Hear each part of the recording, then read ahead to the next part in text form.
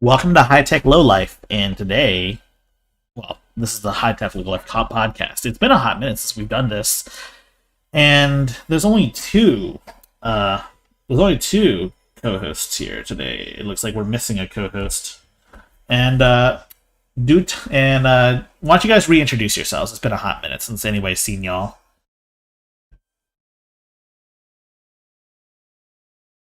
Hello. Elroy here. Awesome. So, what have you guys been up to the past, what was it, 4 months now? Well, other than surviving COVID, I found that watching movies can be therapeutic as we spend more time indoors, hoping for necessary adjustments to enjoy more outside activity.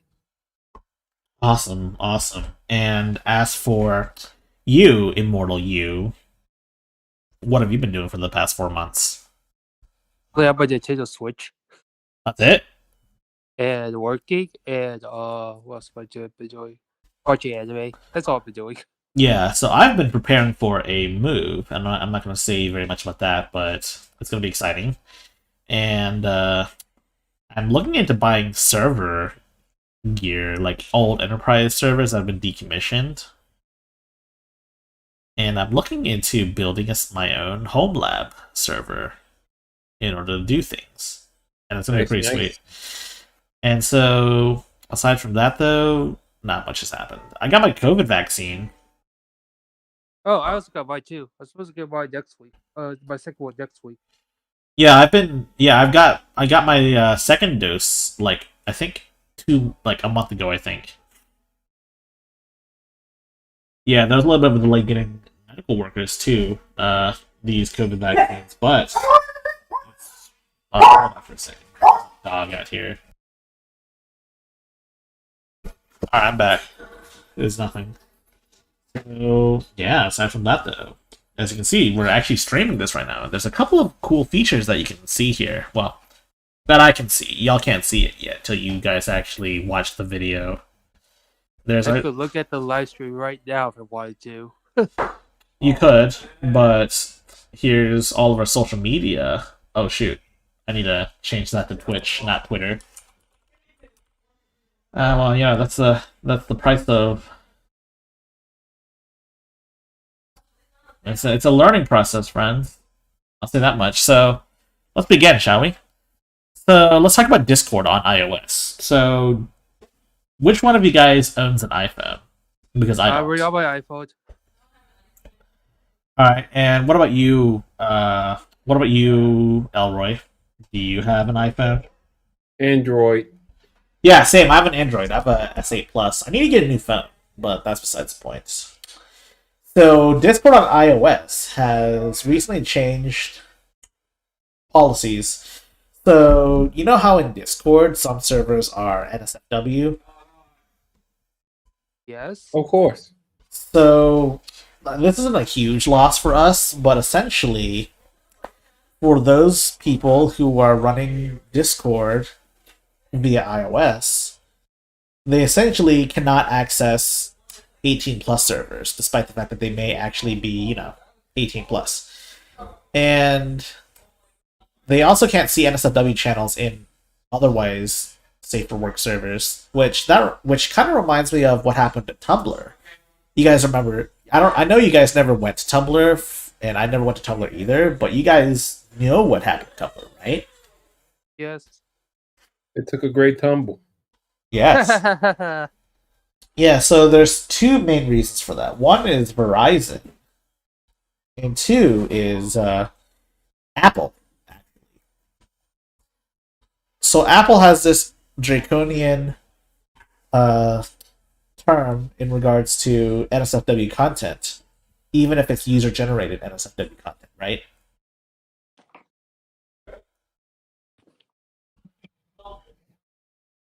What? You didn't hear me? No, I heard you. I just don't mind it though. Well, of course. But here's the thing, though. Tumblr killed itself trying to appease Apple, right? who's to say Discord won't do the same thing? Right? Am I right? There is always that possibility, but I'm quite certain Discord is mindful that there are alternatives to what it offers that can be utilized if they were to make that mistake. That is fair. So that reminds me though, I remember that Tumblr's main reason for doing this was because they wanted to, I believe it was curb like the distribution of like CP. You guys know what that is, right?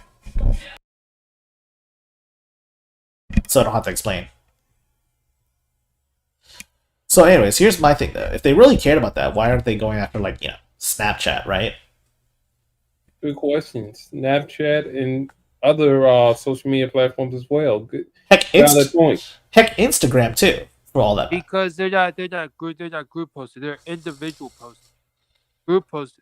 So there's a group posting. There's an individual posting. So like Discord and Tumblr, you could like they how do I say this? It's like, dude, how do I say this? Basically, like NSFW is always up there, but Facebook, Twitter, or Snapchat, they're all user generated. Well, I mean, like they're all user generated, but I mean, like some stuff is like more official than others. Well, my question is, what makes Twitter different from, let's say, Tumblr? Because they're very similar. In fact, a lot of the Tumblr people that left Tumblr because of its, death ended up going to Twitter, right? Yeah. Anyways, do you guys have any other things you want to comment on? I can't really say much about that one because there's like too much backdrop areas that probably should be noted.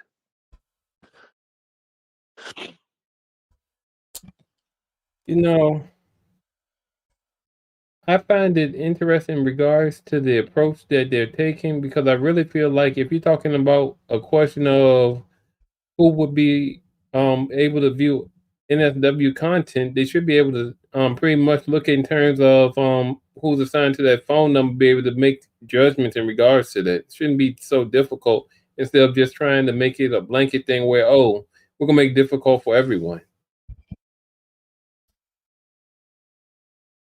Well, it's Apple's walled garden in effect, as always.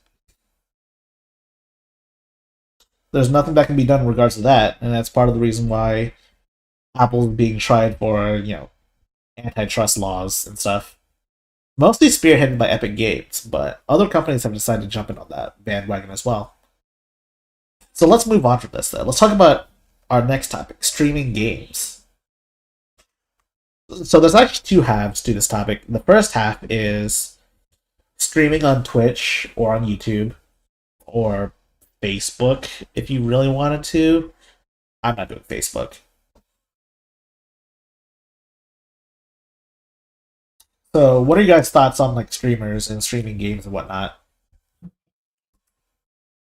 Something that I've noticed, and you guys probably would agree, is that COVID has been a gold mine in terms of those who wanted to pursue streaming but didn't, having an opportunity to as we're indoors. So very interesting in terms of the concepts and some of the personalities that have jumped into streaming, and how platforms like Twitch have seen such a great increase in terms of popularity and visibility.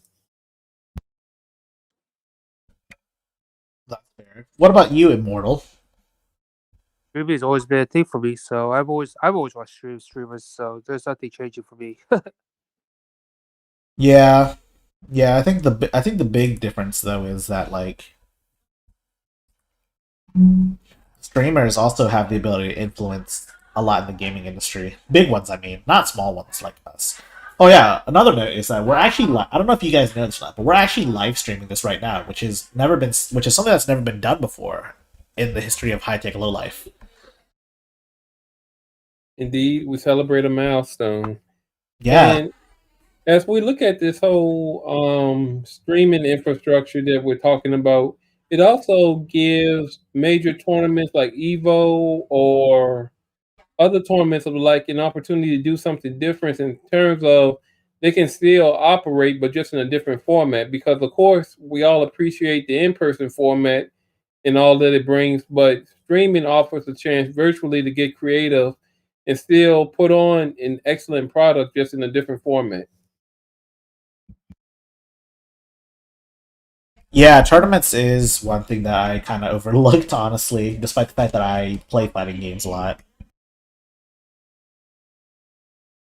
I'm gonna say though that streaming really did bring us some, us like the consumer side of things, some easy to use software in regards to like setting up your own professional like broadcast, like OBS. I'm actually doing this whole thing through OBS right now, and I'll admit the sex appeal isn't quite there yet for our stream, but I've seen people use it, and it's quite good what you can do. I just need some ideas as to how to make this look a little better besides having like a black background and what are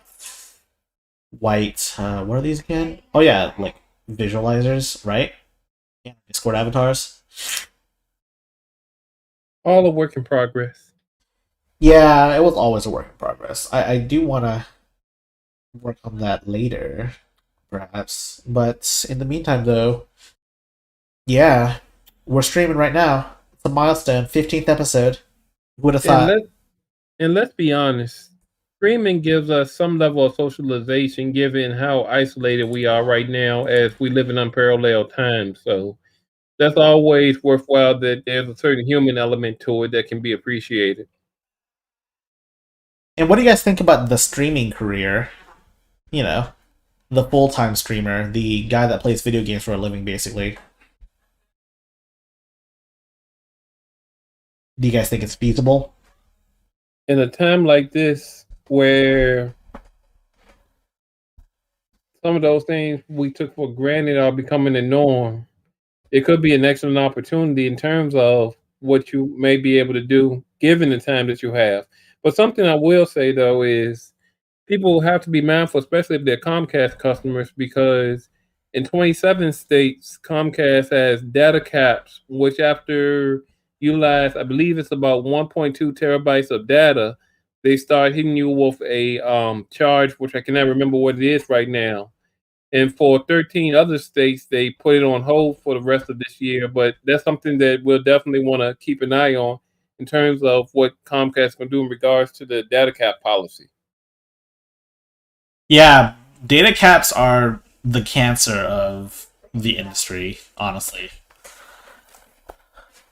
First off is ISPs are basically the most powerful. They not necessarily the most powerful, but they sit in a position where they stand to be extremely powerful, and they stand to do a lot of good if they just actually did the good. You know what I'm saying?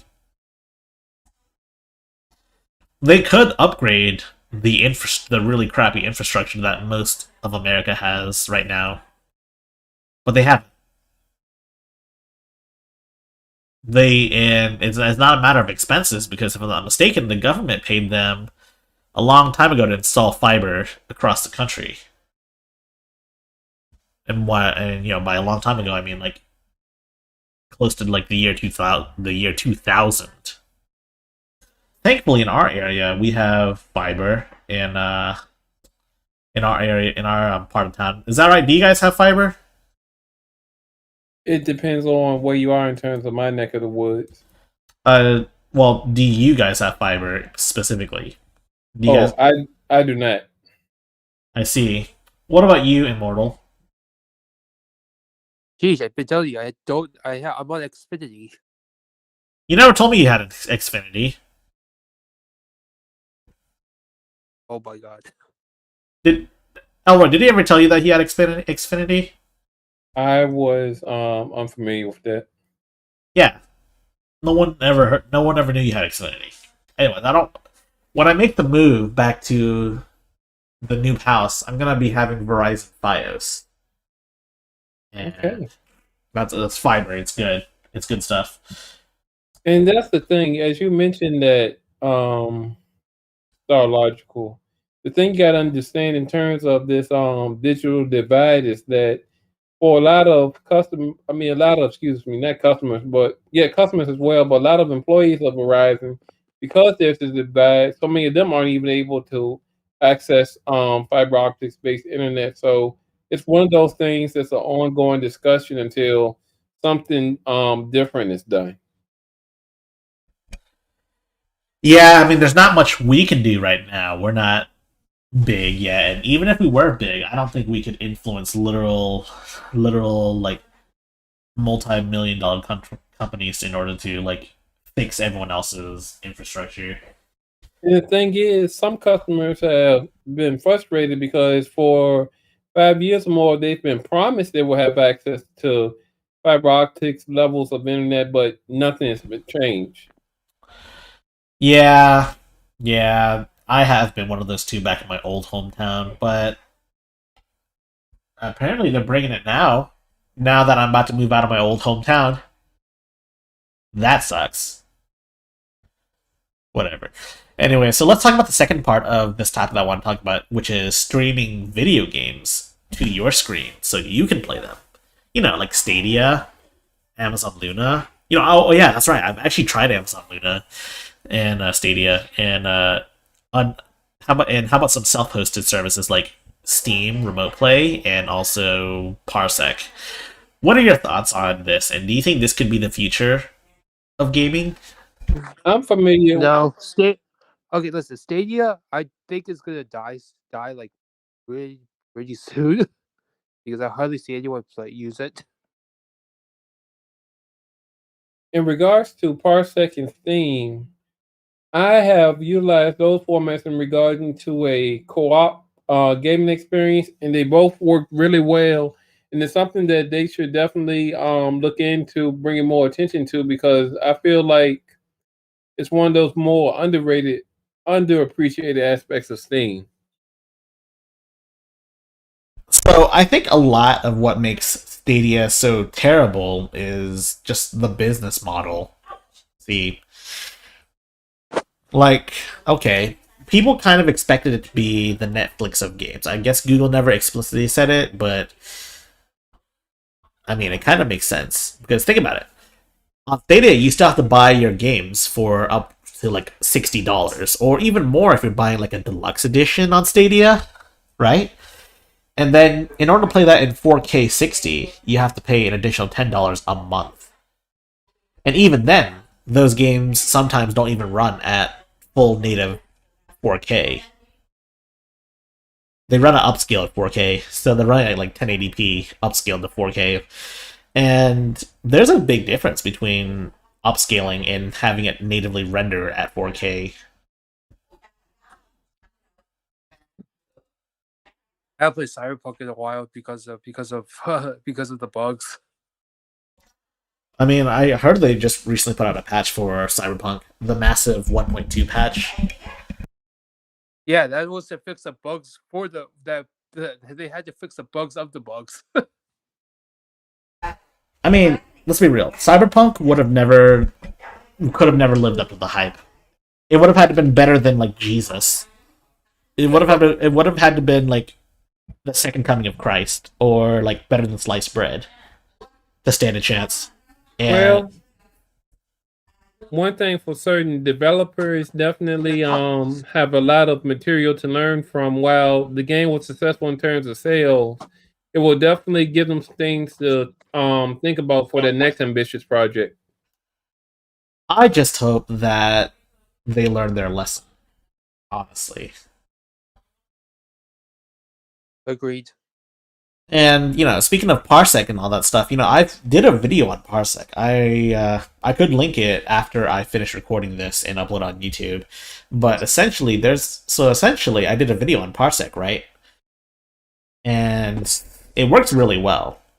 Granted, yeah. So I've tested it out two ways actually. So the first way is that I tested it in my own home, which worked as well as you could expect. And another one was I actually was visiting family, and so I tested it out from my home like gaming PC all the way out there, and that's a good like solid 200 miles away from my home. I don't know if that's really a benchmark because like, with Stadia, you're like supposed to be getting like it from a data center that could be like a couple states away, right? Google's data centers, but like it works really well. Parsec does, and I played on my phone. I've actually beaten like 2 whole games on my phone, and yeah, you can notice. You can definitely notice the input delay, but the input delay is consistent. Well, and if you're not like me, that's like super sensitive to like inputs, like in fighting games and stuff, I think I can confidently say that a lot of like casual players wouldn't really notice a delay at all. Dare I say, it's that good.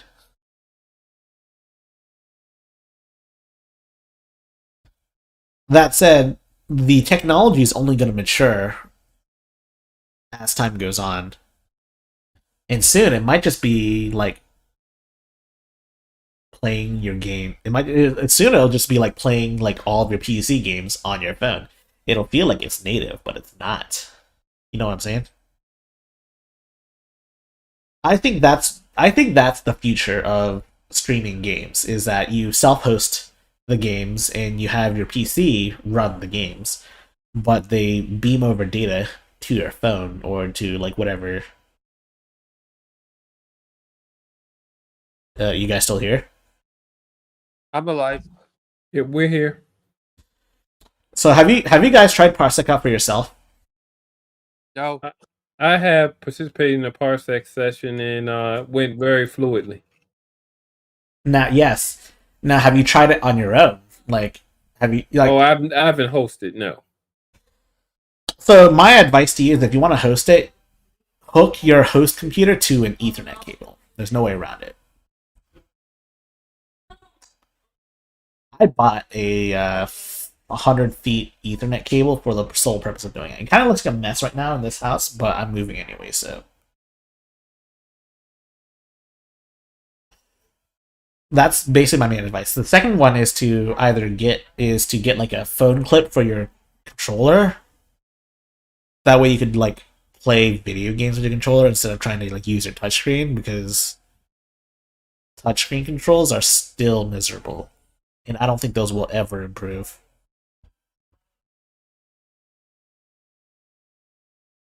And then you're off to the races, man.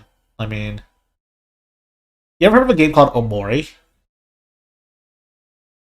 I have. Yes, I have. Yeah, I played the entirety of Omori on my phone. I've been told that game is, I don't know. It's like Undertale, but it's also underrated. That's dumb. It's nothing like Undertale. Someone told me it was like the gameplay wise is like Undertale. It's nothing like Undertale. It's more like a real JRPG because you actually have to fight. It's not like Undertale where you can just choose to run away from everything. It's spare I think everyone. there's Deltarune. Deltarune you had to fight. If I remember correctly. I've never played Deltarune, okay? Okay. But yeah, it's more like a traditional JRPG, and the story is a lot different from Undertale too. Yeah, I know that. I was gonna follow that same concept of a story. Yeah, because the whole shtick with Undertale is that it's a meta commentary on the state of RPGs, whereas Omori is more of a strict RPG, but with a psychological horror element. Okay. Speaking of which, Anyway. great game. I don't know if I should do a review on it, but I don't feel like I'll do it. I don't feel like I can do the game justice. So just play the game. Anyways, let's move on. I think this is Elroy's topic right here. I think it's called the state of cons, conventions. Yes. So conventions are those gatherings where people embrace and celebrate various aspects of nerddom, whether it's for music, video games, or an assortment of other pop culture related topics. And while these mass gatherings normally result in people going to large convention centers, often cosplaying or wearing attire to celebrate those pop culture items that they cherish. They've taken a hit as a result of the conditions that the coronavirus has created in terms of mass gatherings, creating the potential for super spreader events. So as a result of that, conventions have now resorted to models where people are able to do Q&A with various celebrities or enjoy some aspects of the convention in a virtual format. So you don't quite get this full social element, but it's the safest route they can take, given that there's no way when you have a mass audience of thousands of people that they're going to adhere to proper guidelines and do that which will keep themselves and others safe. Because one thing, unfortunately, as much as we love cons and we celebrate them, there's always an issue when certain major cons have to remind people that it's important that they maintain good hygiene. Something that should be already known and shouldn't even have to be reminded, but you constantly see that reminder. Yeah, so the way I see it, cons are definitely the biggest victim of COVID besides, well, all the people that actually died. And also the Olympics, too. That's supposed to come back in what this year? So, oh no. Well, what's going on with the Olympics is they're actually restricting it so that people can't see it. Only native Japanese will be able to. They'll be the only spectators, if any. But anybody on the outside could not engage in Olympic tourism. Yep, that's correct. Only native Japanese people are allowed to watch the Olympics. There are no regular people. I think I would imagine world leaders are still allowed to see it, but aside from that, regular people aren't allowed to watch the Olympics live. When you say watch it, I mean you're talking about see it in person in Japan. Yeah, attend it in Japan. Okay, that makes sense. And there's also still a concern when you're looking at health protocols and things of that nature. Certain countries may even withdraw, and some have already started. So some may not even participate until we find a way to remedy this situation we're in. I heard we're supposed to be out of it by fall of 2021. So I've heard that. No, I've heard that we're not going to get out of it till 2022, mid 2022. And I've heard it from a couple of doctors who have claimed that. That said, things could change too. I mean, have you heard about what happened to the Johnson & Johnson vaccine? Yes.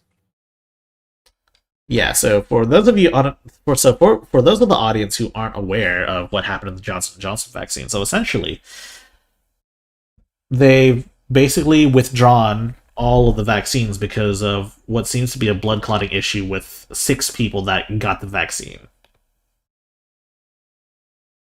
Oh, got a stroke, I heard. Well, blood clots can lead to strokes, so that's part of the reason why. So cons, I believe, cons can survive.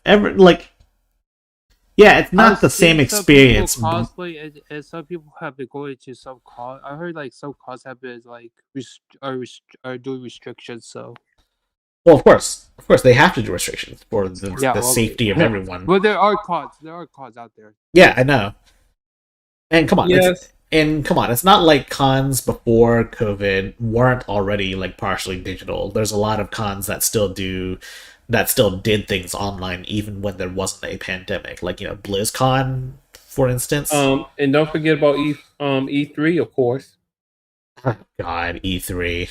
E3 was one of those things that got canceled and they went online. Because let's be honest, really, when you're talking about the whole virtual aspect, because of how G4 had dedicated coverage, E3 was really ahead of its time in terms of doing that. E3. I've always wanted to go to E3 as a kid. Nowadays, now Nintendo pulled out, and so did Microsoft? No, not Microsoft. PlayStation pulled out. PlayStation. Okay, Nintendo's still part of it. Nintendo doesn't have a dedicated stage anymore. Yeah, it doesn't have a dedicated stage, but it's still part of it. But Yeah, Yeah. so is Sony. They Sony pulled basically out. do Sony, I know Sony pulled Nintendo out. Directs and other displays of games, but no, Yeah, they don't um, have like center stage like they used to anymore. absolutely, you never see the big press conference or big The- unveil anymore. Yeah, the only major console creator that's doing this is Microsoft. And, to be fair though, Microsoft has changed a lot since like 2013. They hired a new guy that's running their games division, Phil Spencer. They hired a new CEO, Nadella. You know about, yeah, and they've been working towards like a lot of good in Microsoft. They're actually the least troublesome big tech company right now, which is kind of funny thinking about the past.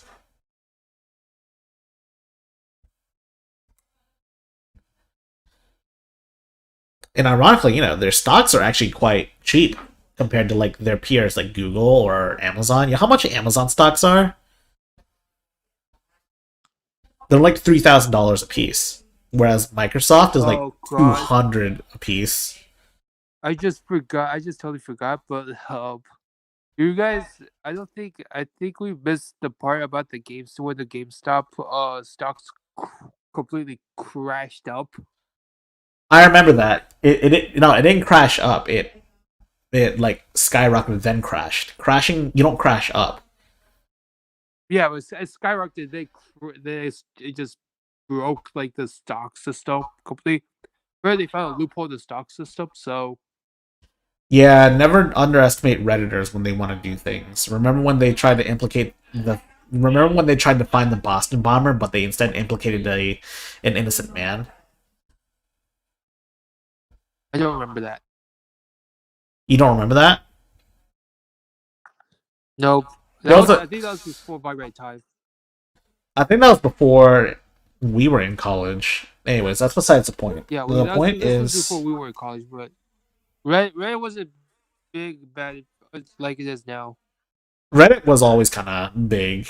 But anyways, I think it's time to move on to the next topic at hand. Unless you guys want to talk more about cons, because I think we kind of deviated hardcore from this topic. No? Alright. Let's talk about security breaches from big companies. So, did you guys hear about how Facebook had a massive data leak like last week? Yes, it was. They made efforts to downplay the event. Well, yeah, because guess what? Yeah, because it's a massive scandal. Yeah, everyone's Facebook data is on the internet somewhere now. In fact, Mark Zuckerberg's own data is among those who's got leaked as well. Believe it or not. Well, that's one of those things. As COVID has forced us to go more virtual with everything, one of those ongoing discussions that people are constantly having is what does it mean to be safe in terms of a virtual space, and what kind of safeguards are to be taken? Because let's be realistic. The only 100% safe way, if you have concerns over what goes on virtually, is to not log on at all. But we know that's almost virtually impossible because some facet of our lives is going to be tied into the virtual space somehow, some way. Yeah, it would have been more possible prior to 2020, but that's not happening today. That's not happening anymore. And also another thing too is that we live in a more connected society. We live in a society that's more interconnected than it has ever been before. And worse is that as companies realize this, they're busy trying to make a profit off of all of your information. Like Facebook, there's no reason for Facebook to have any of this information aside from all right, yeah, you willingly gave Facebook your phone number, but did you willingly give them everything? Did you willingly tell Facebook that you're pregnant? Because I've seen some instances of Facebook when you start talking about like pregnancy and stuff, pregnancy tests start showing up in your ads. Makes sense, right? Well, you got to understand, this is the analytics era. Yes. EROR, not well, NERA as well. But anyhow, I'm well and aware. and as a result of that, you got to understand advertisers are getting savvier and savvier. Where it's not only discussions you have, it's just even search engine searches that you participate in. You might want to do something looking up genealogy. Next thing you know, Ancestry.com is trying to get you to get a subscription that all of a sudden pops up on Facebook. So you gotta understand the way these algorithms are set up. They're set up to feed off of what you search. So yet again, the only way you're gonna be completely safe and have privacy is if you're not logged in, which is impossible at this point. I think they just need to back off, honestly. Because think about it. You're the product.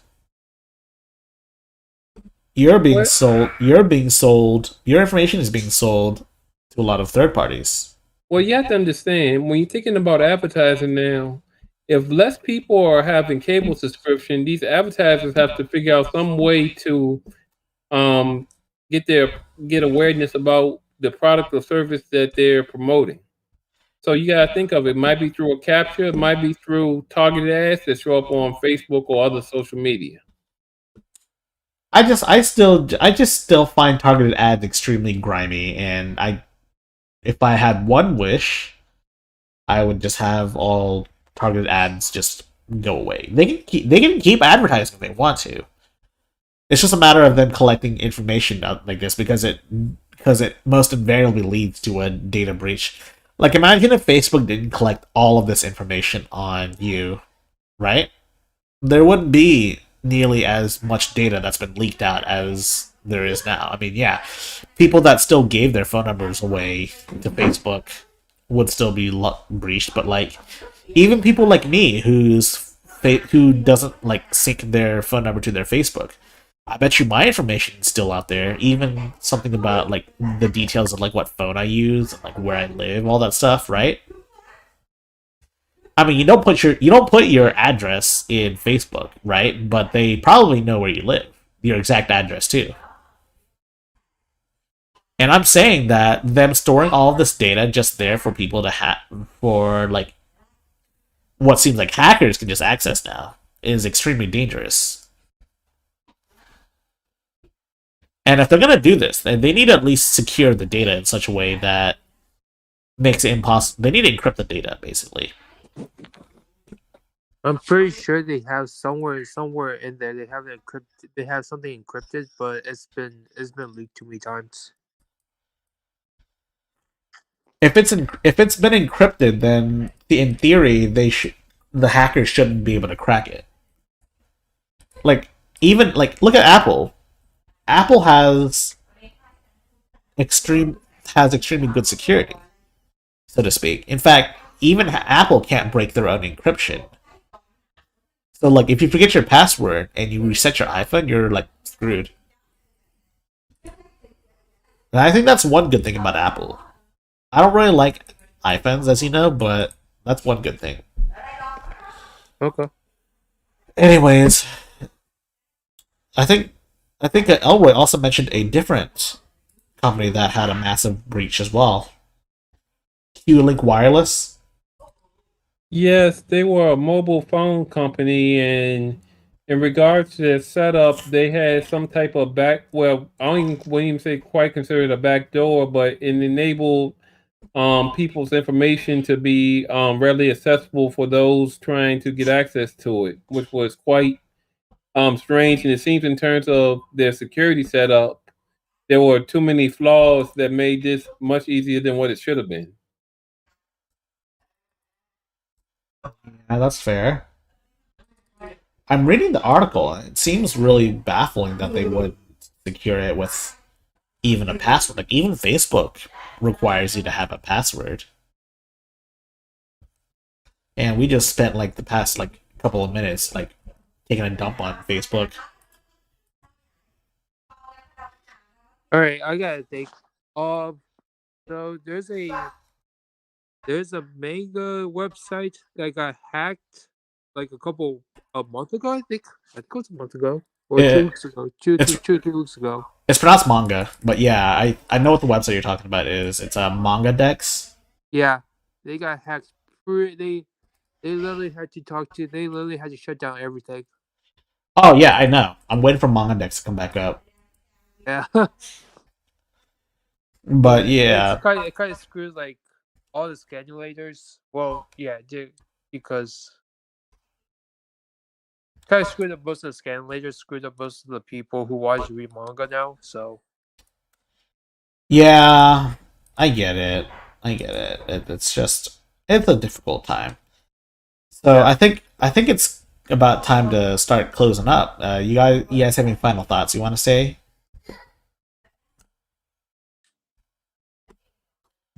My uh, final thoughts will be continue to stay safe and do that which will protect yourself and others as we live in very confusing and challenging times.